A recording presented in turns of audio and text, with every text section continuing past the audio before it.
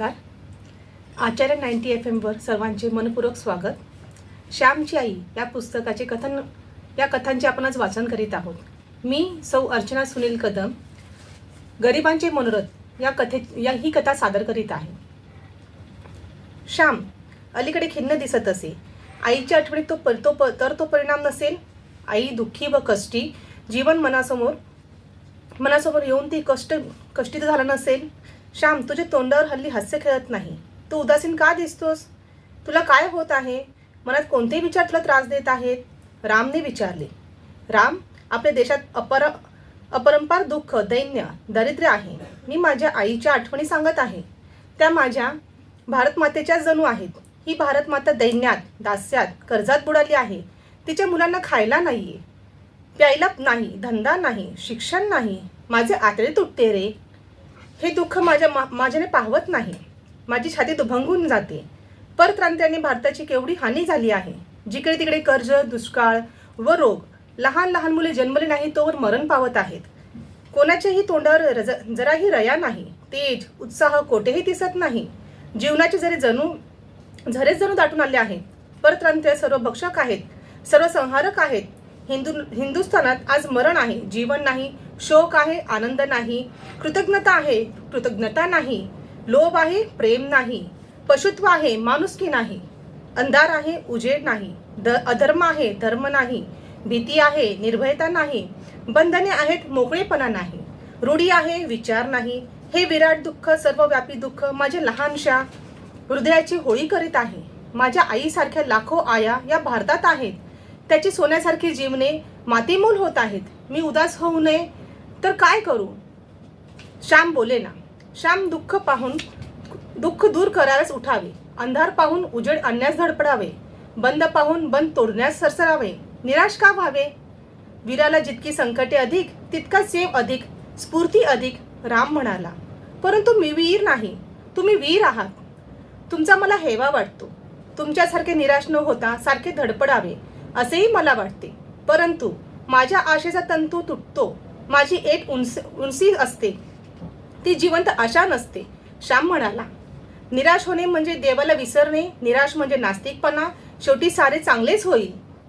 अंधारातून उजेड येईल असे मानणे म्हणजे अस्तिक्य भाव. राम म्हणाला. परंतु नशा संपून आल्यावर उशेची पुन्हा निशा होणार नाही ना? जग हे तेथेच आहे. या जगात काय सुधारणा होत आहे ते मला समजत नाही. जाऊ दे, फार खोलात जाऊ नये. आपल्याला करता येईल ते करावे. दगड उचलावा, काटा फेकावा, फुलझाड लावावे, रस्ता झाडावा. कोणाजवळ गोड बोलावे, गोड हसावे, आजाऱ्याजवळ बसावे, रडणाऱ्याचे अश्रू पुसावे. 2 दिवस जगात राहणे माझ्यासारखे याहून जास्त काय करणार? या फाटलेल्या आकाशाला माझ्यासारखे दुबळे कोठवर ठिंगेल जोडणार? अरे, आपण संघटना करू, न विचार फैलवू, दैन्य हरू, भाग्य आणू. माझ्या तर रोमरोमी आशा नाचत आहे. राम म्हणाला. प्रार्थनेची घंटा झाली. बोलणे तेवढेच थांबले. प्रार्थना मंदिरात सारी मंडळी जमली. अत्यंत शांतता तेथे होती. आज रामचं एक चांगलेसं पद म्हणणार होता. गीतेतील प्रार्थना व भजन झाल्यावर रामच पद म्हणू लागला. रामेने आशेचे दिव्य गाणे म्हटले. एक अंधुक हास्य श्यामच्या ओठावर खेळू लागले. एक विवक्षित वेळी श्यामनेच ते गाणे रचले होते. परंतु हा दिव्य, अदम्य आशावाद आज कुठे त्याच्याजवळ होता? श्याम म्हणजे आशा निराशाच्या द्वंद्वयुद्धाचे स्थान होता. आज हसेल, उद्या रडेल. आज उड्या मारेल व उद्या पडून राहील. श्याम म्हणजे एक कोडे होते. प्रार्थना होऊन गेली. श्यामची गोष्टीची वेळ झाली. श्याम बोलू लागला. गड्यांनो, दापोलीहून निराश होऊन मी घरी आलो होतो. आईजवळ काहीतरी बोलाव्यासाठी मी गेलो होतो. आई, या शाळेत शिकणे आता अशक्य झाले आहे. वडील फी देत नाहीत व शाळेत नादारी मिळत नाही. मी करू तरी काय? वडील म्हणाले. शाळेत नादारीसाठी उभा राहा. मी वर्गात नादारीसाठी उभा राहिलो तर मास्टर म्हणतात, अरे श्याम, गरीब का आहेस तू? बस खाली. आई, आपण एकदा श्रीमंत होतो हे लोकांना माहीत आहे. परंतु आज घरी खायला नाही हे त्यांना माहीत नाही. सांगितले तर पटत नाही. वर्गातील मुले मला हसतात. मी खाली बसतो. श्याम, तू आता शाळा सोडून दिली पाहिजेस. आईने शांतपणे म्हणाली. आई, आत्ताची तर 5वी इयत्तेत माझी पास झाली. एवढ्या शाळा सोडून काय करू? आज माझा काय उपयोग आहे? मला आज काम कमवता येणार नाही. मी असे आईला विचारले. तुला कुठेतरी रेल्वे जाऊन लावून देऊ असे ते म्हणत होते. ते तरी काय करतील? तुला फी वगैरे द्यावी लागते, घरी कुरकुर करतात, शाळा सोडणे हेच बरे. धर कुठे नोकरी मिळाली तर. आई म्हणाली. आई, एव्हापासूनच का नोकरी करावयास लागू? या वयापासून का हा नोकरीचा भुंगा पाठीमागे लावून घेऊ? आई, माझ्या केवढ्याले उड्या, केवढ्याले मनोरथ, किती स्वप्ने. मी खूप शिकेन, कवी होईन, ग्रंथकार होईन, तुला सुखवीन. आई, साऱ्या अंशावर पाणी ओतायचे का? सारे मनोरथ मातीत लोटायचे का? मी जणू कवी होऊनच बोलत होतो. भावना मला बोलवीत होती, माझ्या ओठांना नाचवीत होती. श्याम, गरिबांच्या मनोरथांना धुळीतच मिळावी लागते. गरिबांच्या स्वाभिमानाला मातीत मिळावे लागते. गरिबांना पडेल ते करणे भाग आहे. पुष्कळशा सुंदर कळ्या किडीच खाऊन टाकतात. आई म्हणाली. आई, मला फार वाईट वाटते. माझ्याबद्दल तुला काहीच नाही वाटत? तुझ्या मुलांचे जीवन म्हातारे व्हावे, तुझ्या जीवांचे मातोरे व्हावे असे तुला वाटते? मी मोठा व्हावे असे तुला वाटत नाही? मी आईला विचारलं. माझ्या मुलांनी मोठं व्हावं, परंतु पित्याला चिंता देऊन, पित्याला दुःख देऊन मोठे होऊ नये. स्वतःच्या पायावर उभे राहावे. मोठा होता येत असेल तर त्याने व्हावं. पित्यावर विसंबून राहू नये, तर त्यांच्या इच्छेप्रमाणे वागलं पाहिजे. आई म्हणाली. आई, मी काय करू? मला मार्ग दाखव. आजपर्यंत तू मला शिकवलेस, यावेळेस काय करू ते तू सांग. मी आईला विचारले. आई बाप सोडून ध्रुव रानात गेला. घरदार सोडून तो वनात गेला. देवावर व स्वतःवर विश्वास ठेवून तो रानात गेला. तसा तू घर सोडून जा. बाहेरच्या अफाट जगात तू जा. ध्रुवाने देवासाठी तपश्चर्या केली, उपवास केले. तू त्याप्रमाणे विद्येसाठी कर. तपश्चर्या केल्याशिवाय काय मिळणार? जा, स्वतःच्या पायावर उभा राहा. उपास तापास कर, आयास कर, विद्या मिळव. मोठा होऊन विद्यावंत होऊन घरी ये. आमचे आशीर्वाद आहेत तुझ्या बरोबर. कोठेही असलास तरी तुझ्याजवळ मनाने मी आहेच. दुसरी मी काय सांगू? आईने स्वावलंबनाचा उपदेश केला. आई, मी खरेच जाऊ का? माझ्या मनातले तू बोललीस, माझ्या हृदयात तू आहेस, म्हणून माझ्या हृदयातले सारे तुला कळते. आई, तिकडे एक औंध म्हणून संस्थान आहे, तिथे फी वगैरे कमी आहे. तिकडे मी जाऊ? मागूकरी वगैरे मागून मी जेवण करीन. त्या लांबच्या गावात मला कोण हसणार आहे? तेथे कोणाला माहीत आहे कोणाचे काही काम करीन? तू कामाची सवय मला लावलीच आहेस. ओळखीच्या लोकांच्या दृष्टीआड असले की झाले, जाऊ ना? आईला मी विचारले. जा, माधुकरी मागणे पाप नाही, विद्यार्थ्याला तर मुळीच नाही. आळशी मनुष्याने भीक मागणे पाप. जा, गरीब विद्यार्थ्याला माधुकरीची परवानगी आहे. कसाही राहा, परंतु चोरी चढाई करू नकोस. पाप करू नकोस. सत्याचा अभिमान सोडू नकोस. इतर सारे अभिमान सोड. आपल्याला देता येईल ती मदत देत जा. गोड बोलावे, हसतमुख असावे. जीभ गोड तर सारे जग गोड. आई बापांची आठवण ठेव, बहीण भावांची आठवण ठेव. ही आठवण असली म्हणजे बरे. ही आठवण तुला तारेल, सन्मार्गावर ठेवील. जा, माझी परवानगी आहे. ध्रुवाला नारायण भेटल्यावर त्याने आई बापाचा उद्धार केला. तू विद्यादेवीला प्रसन्न करून घे व आमचा उद्धार कर. आई प्रेरक मंत्र सांगत होती, तारक मंत्र सांगत होती. आई, तू भाऊंची परवानगी मिळव, त्यांची समजूत घात. मी सांगितलं, मी तुला ती मिळवून देईल, निश्चिंत राहा. तेच अशा अर्थाचे काही बोलले होते असे आईने आश्वासन दिले. रात्री जेवण चालली होती.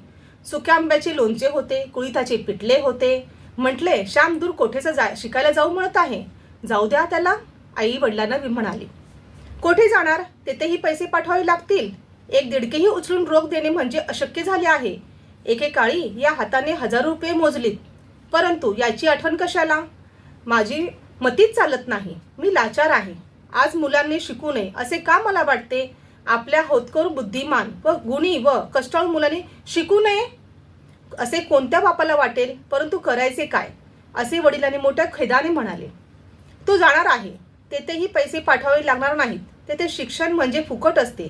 तो माधुकरी मागणार आहे, फक्त जाण्यापुरते 10 रुपये त्याला द्यावे म्हणजे झाले. आई म्हणाली, काही हरकत नाही, स्वतःच्या हिमतीवर कोठेही शिकू दे, नोकरी धर, असे काही माझे सांगणे नाही. फक्त मी शिकवायला असमर्थ आहे, एवढेच माझे आशीर्वाद आहे. वडील म्हणाले. आमची जेवणे झाली. मी आईजवळ बोलत बसलो होतो. आई, मग अण्णा जाणार वाटते, लांब जाणार, लवकर परत नाही येणार. धाकटा पुरुषोत्तम आईला म्हणाला. हो बाळ, तो शिकेल व तुम्हाला शिकविल. तुम्हा शिकवता यावे म्हणून तू लांब जात आहे. आई त्याची समजूत घालत होती. शेवटी औंध संस्थानात जायचे ठरविले. वडिलांनी शुभ दिवस पाहिला. जसजसा तो दिवस जवळ येतो तशी माझ्या हृदयाची कालवाकालव होत होती. आता मी थोडाच आईला भेटायला वरचेवर येणार होतो. इतके दिवस तिच्याजवळ होतो. पाखरू कंटाळले की भुरकन आईजवळ उडून येत होते, परंतु आता ते दूर जाणार होते. आईला मदत करायची, तिची कृपादृष्टी लाभायला मी शनिवार रविवारी सुद्धा घरी जावयाचं. पण ते भाग्य आता नाहीसे होणार होते. आता मोठमोठ्या सुट्टीतही मला घरी जाता आले नसते. पैशाशिवाय येणे जाणे थोडेच होणार. प्रत्येक ठिकाणी पैसे मोजावे लागणार. मला 10 रुपयाची देण्यासाठी वडिलांना किती ठिकाणी तोंड वेंगाडावे लागतील. परंतु मी शिकण्यासाठी जात होतो. पुढे आई बापास सुख देता यावे म्हणून जात होतो. आईच्या सेवेला अधिक लायक होण्यासाठी जात होतो. हाच एक विचार मनात धीर देत होता, डोळ्यातील पाण्याला थांबवित होता. परंतु मी दूर गेल्यावर आईला कोण तिचे पाय सुटीत कोण चेपील? श्याम, तुझे हात कसे थंडगार आहेत, ठेव रे माझ्या माथ्यावर. कपाळाची जशी लाही होत आहे असे आईला कोणाला सांगेल? तिचे लुगडे कोण धुवील? जेवताना तिच्याबरोबर गप्पा मारून 2 घास जास्त खावे म्हणून कोण खटपट करील? दळताना कोण हात लावील? खोपटीतील लाकडे तिला कोण आणून देईल? आई, मी थारोळी भरून ठेवतो म्हणून कोण म्हणेल? अंगण सारवायला शेण कोण आणून देईल? विहिरीवरून घागर कळशी कोण भरून आणील? मी घरी गेलो. आईला सारी मदत करायचा, परंतु आता केव्हा परत येईन याचा नेम नव्हता. परंतु मी कोण आईला सुख देऊ पाहणारा? मला कशाचा त्याचा अभिमान? देव आहे, ती त्रिभुवनाची आई, तिला साऱ्यांची चिंता आहे. देवाला साऱ्यांची दया, साऱ्यांची काळजी. माझ्या आईचा व उभ्या विश्वाचा परमथोर आधार तोच. माझी बांधाबंद चालली होती. रात्रीच्या वेळी बैलगाडी निघावयाची होती. आज रात्री जाणार. आईला सोडून जाणार. आईने 2 स्वच्छ गोधड्या काढल्या, एक घोंगडी काढली. मी आईला म्हटलं, घोंगडी कशाला मला? एक तरट खाली घालीन, त्याच्यावर एक घोंगडी व दुसरी घोंगडी पांघरायला. तुला थंडी भरून आली म्हणजे पांघरायला ही गोधडी असू दे, मला नको. अरे, तू परक्या मुलखात चाललास, तेथे ना ओळख ना देख. आजारी पडलास, काही झाले तर असू दे आपली. बाळ आमचे इथे कसेही होईल, माझे एक. असे म्हणून ती गोंधळी माझ्यावर बळकटीत तिने बांधली व थोडा चिवडा करून दिला. थंडीच्या दिवसात ओठ फुटू नयेत म्हणून कोकोब तेलाचा तुकडा दिला. आगबोट लागू नये म्हणून 4 आवळ्याच्या वड्या दिल्या. 4 बिब्बेही असू देत असे म्हणाली व लोट्याच्या कानुड्यातून तिने ते काढून आणले. माझी ममताळू कष्टाळू आई. बारीक सारीक गोष्टीतही तिचे लक्ष होते. रात्री 9 वाजताची गाडी येणार होती. कसे तरी जेवण उरकले, पोट आधीच भरून आले होते. आईने हातावर दही वाढले. थोडा वेळ गेला. गाडी आली. वडिलांनी सामान गाडीत नेऊन ठेवले. मी धाकट्या भावाला म्हटलं, आता तू हट्ट करीत जाऊ नकोस हा. आईला तू मदत कर हो बाळा. आईला आता तू असे म्हणून मी त्याच्यावर पाठवून हात फिरवला. मी देवाला नमस्कार केला. आईने सुपारी दिली, ती देवाला ठेवली. नंतर वडिलांच्या पाया पडलो. त्यांनी पाठवून हात फिरवला. ते काही बोलू शकले नाहीत आणि आईच्या पायावर डोके ठेवले व ते पाय अश्रूने भिजले. आईने चुलीतला अंगारा आणून लावला. शेजारच्या जानकी बहिणीकडे गेलो व त्यांच्या पाया पडून म्हटले, माझ्या आईला तुम्ही जपा हा. आजारपणात तिला मदत करा. जा हो श्याम, आम्ही आहोत आईला काळजी करू नकोस. त्या म्हणाल्या, पुन्हा आईजवळ आलो, सांभाळ. ती म्हणाली, मी मानेन हो म्हटले. निघालो. पुन्हा पुरुषोत्तम जवळ येऊन माझा झळंबला. पुन्हा त्याला मी पोटाशी धरले. शेवटी दूर केले. मी गाडीत बसलो. वडील पायाने पाठीमागून येत होते, कारण गणपतीच्या देवळाजवळ मला उतरवायचे होते. तिठ्याजवळ गाडी थांबली. मी वडिलांना देव दर्शनास गेलो. गणपतीला नमस्कार केला. त्यांचे तीर्थ घेऊन डोळ्यांना लावले. त्यांच्या चरणाचा शेंदूर कपाळी लावला. माझ्या मायबापांना जप असे देवाला सांगितले. पुन्हा एकदा वडिलांच्या पाया पडलो. जप हो बाळा, सांभाळ, ते म्हणाले. मी गाडीत बसलो. वडील क्षणभर उभे राहून गाडी सुरू झाल्यावर माघारी वळले. गाडी सुरू झाली. बैल पळू लागले. घाटी वाजू लागल्या. माझ्या जीवनाची गाडी सुरू झाली. बाहेरच्या जीवनात, समुद्रात मी एकटा जाणार होतो. त्या समुद्रात मरणार, बुडणार का बुड्या मारून मोती काढणार? या समुद्रात कोण कोण भेटतील, कोण जोडले जातील, कोण जोडले जाऊ पुन्हा तोडले जातील, तारू कोठून रुतेल, कोठे फसेल, सारे अनिश्चितच होते. आईने दिलेल्या स्फूर्तीने मी निघालो होतो. तिने दिलेल्या धृतीच्या पंखावर आरोहण करून चाललो होतो. ध्रुवाप्रमाणे जा, आई म्हणाली. कोठे तेजस्वी निश्चयाचा माहेमेरू, परमपवित्र ध्रुव, आणि कोठे तुझा शेंबडा लेंबडा पदोपदी चुकणारा घसरणारा चंचल वृत्तीचा क्षाम. मी रडत होतो. बाहेर अंधार होता. मुके अश्रू मी गाळीत होतो. गावाची नदी गेली. झोळाई सोमेश्वर गेली. पालगडची हद्द केव्हाच संपली होती. परंतु माझे लक्ष नव्हते. अनेक स्मृती उजळत होत्या व हृदय ओसवडत होते. आई, तिची कृपादृष्टी असली म्हणजे झाले. मग मी भिणार नाही. तिचा आशीर्वाद ही माझी अभेद कवच कुंडली होती. ती लेऊन मी निघालो होतो. मुलाला पोहावयास शिकून आईने अथांग सागरात त्याला सोडून दिले. या सागरात मी अनेकदा बुडून जगण्याच्या बेतात होतो. कधी चिखलात रुतलो, कधी वाळूत पडलो, कधी लाटांनी बुडविले. परंतु पुन्हा पुन्हा मी वर आलो, वाचलो. अजून सारे धोके लागलेच असे नाही. अजून सारे धोके गेलेच आहेत असे नाही. अजूनही धोके आहेत. परंतु ज्या आईच्या कृपेने आजवर तारलो, मरताना वाचलो, पडलेला उठलो, तिचीच कृपा पुढेही तारील. आज माझी आई नाही तरी तिची कृपा आहेच. आई मेली तरी तिची कृपा मरत नसते. तिचा ओलावा आपणास नेहमी आतून मिळतच असतो. धन्यवाद. श्यामची आई या पुस्तकातील गरिबांचे मनोरथ ही कथा तुम्हाला नक्कीच आवडली असेल. मी सौ अर्चना सुनील कदम आज तुमची रजा घेते. तुम्ही ऐकत रहा आचार्य 90 FM. थँक्यू.